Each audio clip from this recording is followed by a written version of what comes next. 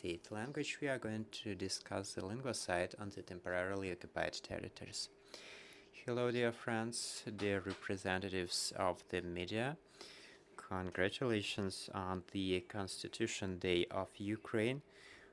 This is the main law of Ukraine, and it's not only the symbol of our fight. This is our strategic priority on the way to our victory, because according to the Constitution of Ukraine, each citizen has to be protected and not limited in their rights.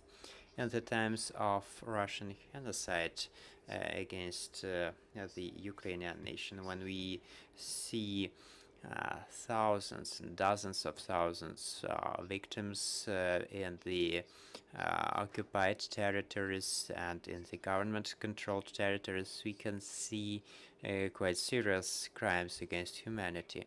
As a person who has stayed in the office for about 2 years, since the very beginning we had the priority to implement the language legislation and also to collect the facts about the persecution against Ukrainian citizens because of the language they use.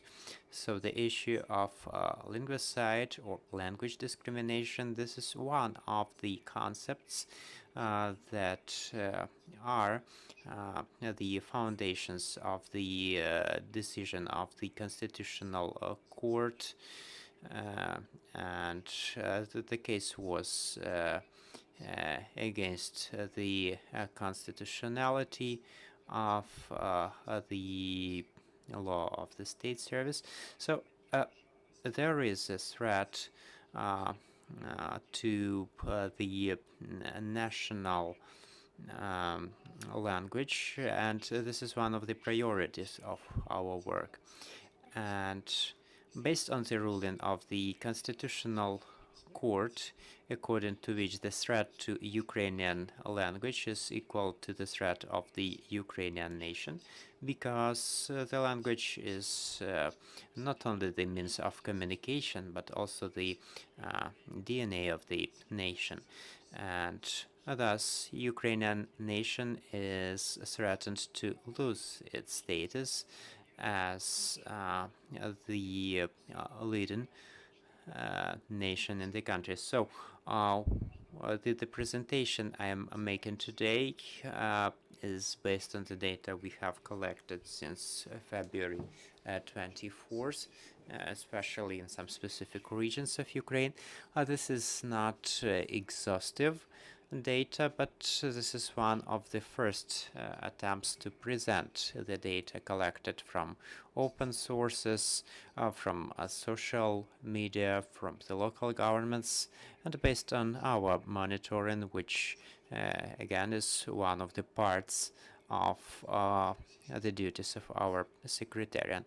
Hence the name, the Russian linguicide policy as a part of genocide against the Ukrainian nation. I like to point out that the first attempt of such a research was conducted back in February, and back then, together with the leaders of the Crimean Tatar nation and with other partners, we have first published the data about linguicide in Donetsk, Lugansk regions, and the Crimea. So today we will be speaking about the territories that have been occupied since February 24th and the ones that have been fortunately liberated.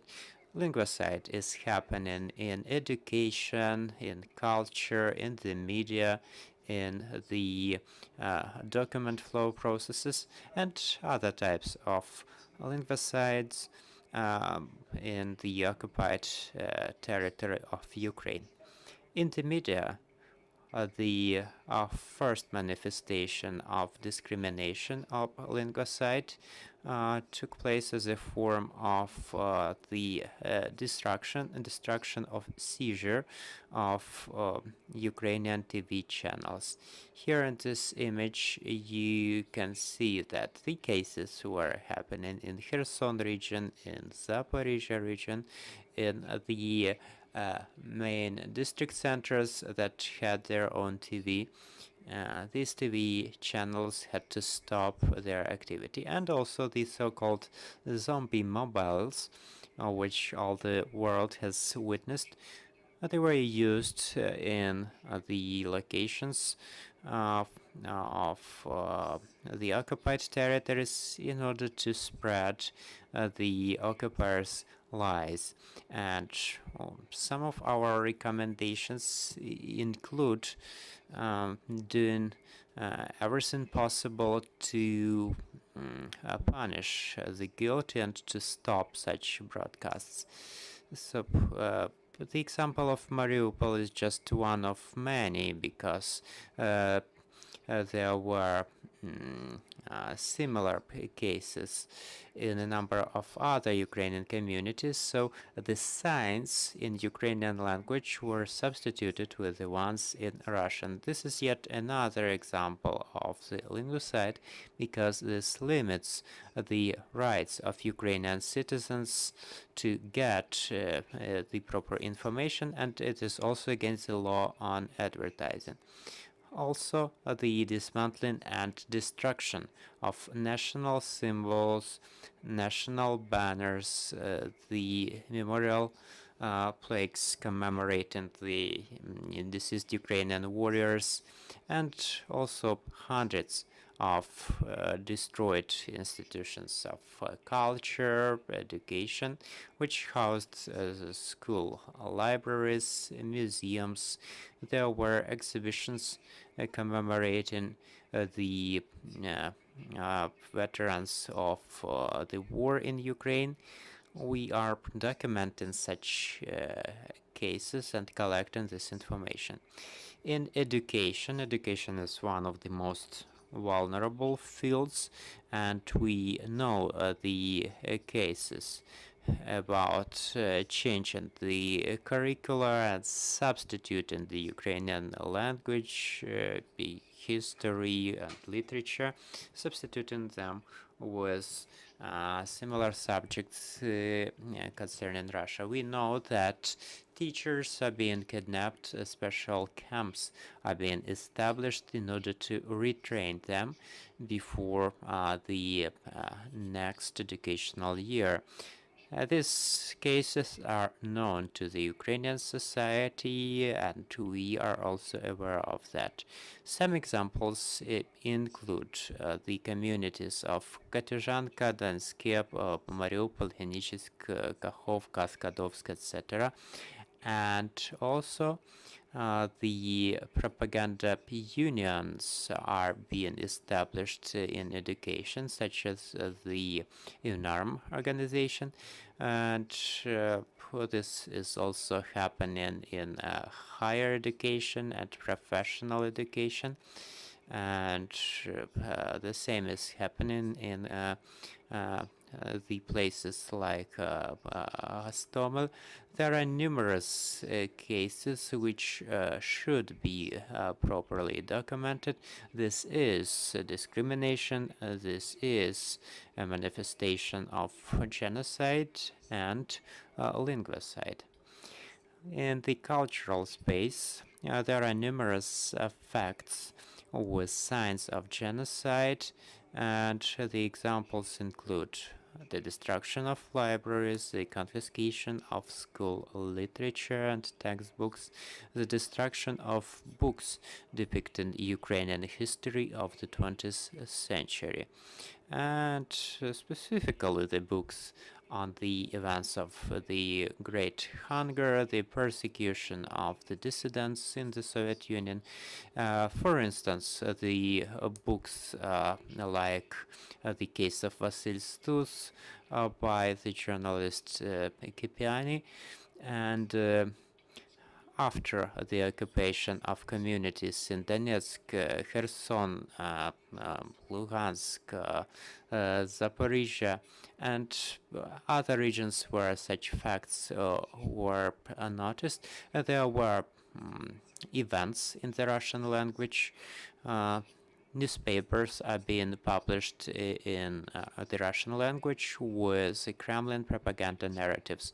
We can easily guess what can be published in such media, and also in the official space, the occupiers impose the Russian language. There is the discussion of transitioning all the document processing into the Russian language. There are dozens of such examples, and the scariest thing is that underage people are also getting involved in these processes. People are being forced to reproduce pro-Russian messages before cameras. So as I have mentioned back then in 2021, right now we also insist that many of these cases that I have presented here are posing a threat to the national security, to the government, and specifically to the Ukrainian language. And at the same time, today we are speaking of the rights and the protection of the citizens of Ukraine, because this is the day of Constitution. So these issues should be the focus of attention for Ukrainian government and for international organizations which can use these facts in their further investigations. We are doing our best for Ukrainian institutions to get hold of these documents. For instance, the Office of the Human Rights Commissioner, the European institutions paying some attention to the subject. And finally, I'd like to point out the following. In the Ministry of Foreign Affairs, with the participation of the Ministry of the Internal and the Press Secretary General, I had a chance to meet the special commission established by the UN to study the crimes against the Ukrainian nation. And I do hope that these materials will be included into their investigation, and the enemy, both Putin and everyone involved in these processes of the persecution of people and violating the national and international law, I hope all of these people will be punished. And according to the ruling of the Constitutional Court in this and other issues, the Ukrainian government has to be steadfast, and the annual report is published on our website. And actually, since July 16th, there is a new article of the language law is being introduced, and right now it's going to be obligatory to use the Ukrainian language by websites, by local governments, etc. Hopefully you will get interested in the subject and help us to spread this information. Together we will make sure that each criminal will be held accountable for their actions. Thank you for this in-depth analytics. Now your questions, dear colleagues. Current form, you have mentioned that since the 16th of July, this new article will be enacted. Right now, it's happening in the media that many of the local government officials are sharing about the situation in their communities in Russian, and sometimes they are doing this upon the request of the TV presenters. So is your office tracking such cases, and what should be the response of the government? Thank you. According to Article 9 on the law of the Ukrainian language, the heads of the regional military administrations and also other officials of the local governments have to be able to speak the Ukrainian language and to provide their statements in the Ukrainian language. We are monitoring their statements, including the statements on social and printed media. We have data about some specific persons who, in our opinion, are not following this Article 9 of the current law on the Ukrainian language. Thus, I would like to request representatives of the media to demand such public officials to provide information in the Ukrainian language, especially during the time of the martial law. We are not noticing such demands on the part of the media. And also, since the 16th of July, it will be obligatory to interpret the non-government language into the state language of Ukraine. And also we are monitoring the All Ukrainian TV marathon, and we are noticing that the broadcasts to YouTube is ensured, and the interpretation into Russian languages also ensured. So on top of that, since 16th of July, we should not only impose fines on such officials, but we need to help such officials to actually observe the law of Ukraine on Ukrainian language. Otherwise, we are threatening the state security of Ukraine. Other questions?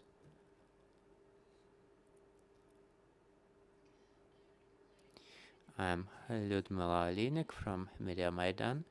What mechanisms can be used as of today for collaboration with other government institutions in order to strengthen the control not only in the media but also in other areas of life? So we are focusing first and foremost on the facts of linguicide in the occupied territories today, and these facts should be an additional argument to persuade those who are still misperceiving the public communication as the communication in their free time. And our institution, once again, I would like to encourage everyone to use our official resources and also to look into the rulings of the Constitutional Court of Ukraine. The citizens of Ukraine have to speak the Ukrainian language in their official use. There were over 200 state control measures conducted specifically against those who are providing language in a language different than the state language, and it's their responsibility before their communities as well. Other questions?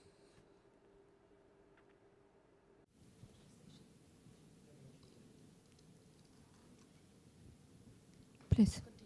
Thank you. American National Public Radio. Apologies if I missed this in the beginning, but is your office tracking any language restrictions in newly occupied territories after February 24th? What kinds of restrictions have you been able to document over language?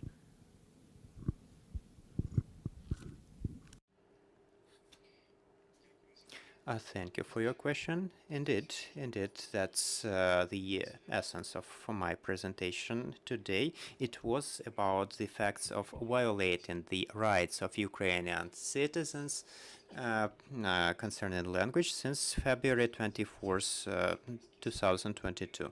So we are noticing this in a number of areas, such as education, first and foremost, school education, also culture, media, also external advertising, and also the official documents. So these facts have been collected and published by us, and on a weekly basis we are publishing this brief digest in the English language, and we are also submitting it to the international organizations.